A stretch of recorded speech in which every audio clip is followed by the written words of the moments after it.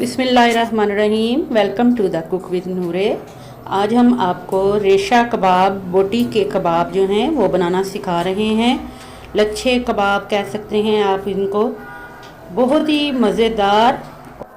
इसको आप बिरयानी वगैरह के साथ बना सकते हैं, किसी दावत वगैरह के लिए स्पेशल, या बना के आप इनको महीना भर के लिए फ्रीज़ भी कर सकते हैं। तो चलिए स्टार्ट करते हैं। आज की वीडियो एंड तक ज़रूर देखिएगा।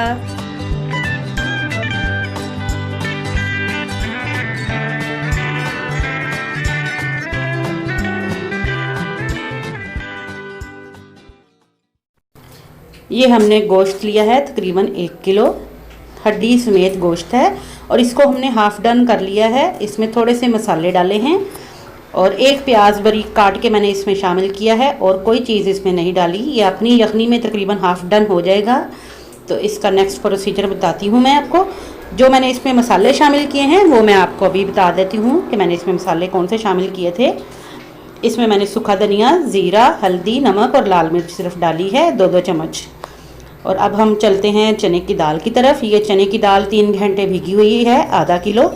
इसमें मैं 2-2 चम्मच नमक, हल्दी और इसमें ज़ीरा, गरम मसाले जो हैं थोड़े थोड़े से ऐड करूँगी।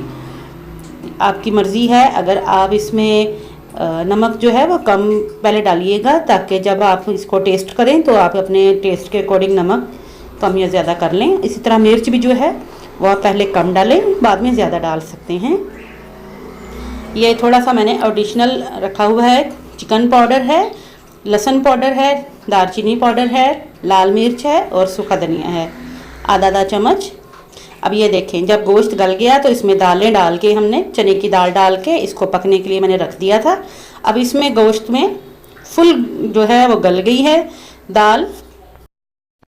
गोश्त को मैंने पकाते वक्त मैंने 2 चम्मच ऑयल डाले थे। जो ऑयल आपको नज़र आ रहा था उससे बहुत अच्छा फ्लेवर इसका आएगा। अब ये बोटियाँ निकाल ली हैं मैंने, अच्छी तरह से गल गई हैं। तो अब इनको अलहदा करते हैं और दाल को अलहदा कर लेते हैं। अब ये देखें, बोटियों को हड्डियों से मैंने इस तरह से अलहदा कर लिया है।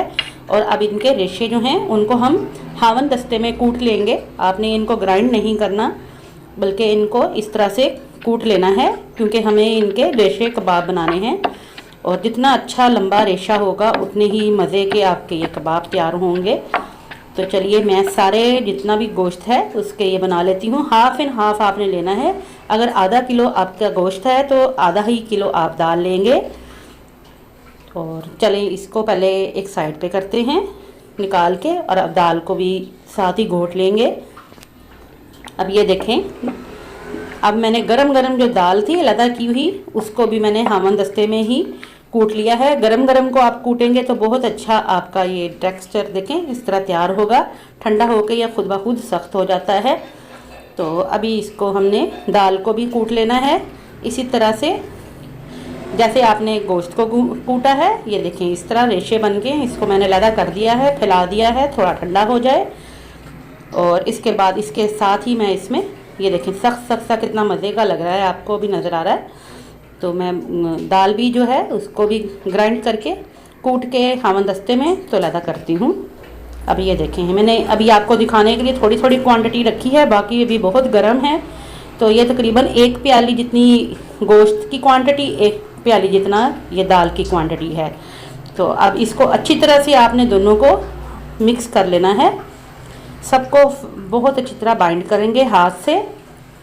मसाले इसमें आप गरम मसाला जो है साबुत या पिसा हुआ जो भी आपने डालना है डाल लें, क्योंकि जब आप कूटेंगे तो उनका फ्लेवर इसमें आ जाएगा। मैंने आधा चम्मच इसमें गरम मसाला भी ऐड किया था, बाकी मसाले मैंने पहले ही आपको बता दिए थे। तो अब मैं इनकी टिक्कियाँ बना ली हैं मैंने सारी। ये देखें इस तरह से कबाब बना लेने हैं, जैसे नॉर्मल कबाब, शामी कबाब बनाए जाते हैं, बस इस तरह से। और अब ऑयल डाल के हल्का सा तवे पे 2 चम्मच जितना एक अंडा फेंटा है, जिस तरह से नॉर्मल शामी कबाब फ्राई किए जाते हैं। हल्का सा 1 चुटकी नमक डाला है अंडे में, और अंडे को फेंटते हुए, अंडे को बहुत ज़्यादा नहीं आपने फेंटना, उससे ये इसका जो कबाब है उसके ऊपर कोटिंग जो है वो अच्छी तरह से वरना नहीं आएगी। बस रफली फेंटना है आपने अंडे को, और इसके बाद आप इसको साइड पे इस तरह से बना बना के तवे पे रखते जाएंगे। मीडियम फ्लेम के ऊपर आप इनको बनाइएगा।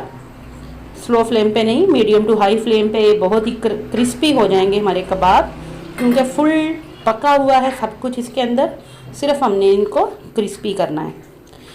ये देखें इस तरह से बना के तो इस पे रख के अब इनको जब कलर आएगा तो दूसरी साइड जो है वो मैं इसकी टर्न करूँगी। चलिए अब ये एक साइड से हल्के से सुनहरी हो गए हैं। मैंने मीडियम फ्लेम रखा हुआ है, बहुत हाई फ्लेम पे इनको नहीं बनाते, वरना वो ऑयल भी इस पे बहुत ज़्यादा जज्ब हो जाएगा और जो ऊपर की जो परत है वो क्रिस्पी नहीं होती आपके कबाबों की। चलिए अब इनको इस साइड से भी क्रिस्पी करने के लिए ये देखें हल्का हल्का मैं इनको प्रेस कर रही हूँ, थोड़ा सा फैलाने के लिए। अगर आप इनको थोड़ा थोड़ा सा प्रेस भी करें, देखें ये टूट नहीं रहे, बहुत ही लाजवाब आपके बेहतरीन ये कबाब इंशाल्लाह बनेंगे जब आप खुद भी बनाएंगे। अब ये दूसरी साइड भी सुनहरी हो गई है, ये देखें अब कलर कितना खूबसूरत आया है। ये मीडियम फ्लेम के ऊपर बहुत ही प्यारा हमेशा कलर आता है और जो ऊपर की लेयर है वो भी बहुत क्रंची हो जाती है। इसी तरह से मैं सारे कबाब जो हैं वो 1 बाय 1 करके बना लूँगी। आप इनको शाम की चाय के साथ, इवनिंग स्नैक्स में या दावत वगैरह या किसी अगर मेहमान अचानक आ जाएं तो आप इनको निकाल के फ्राई कर सकते हैं।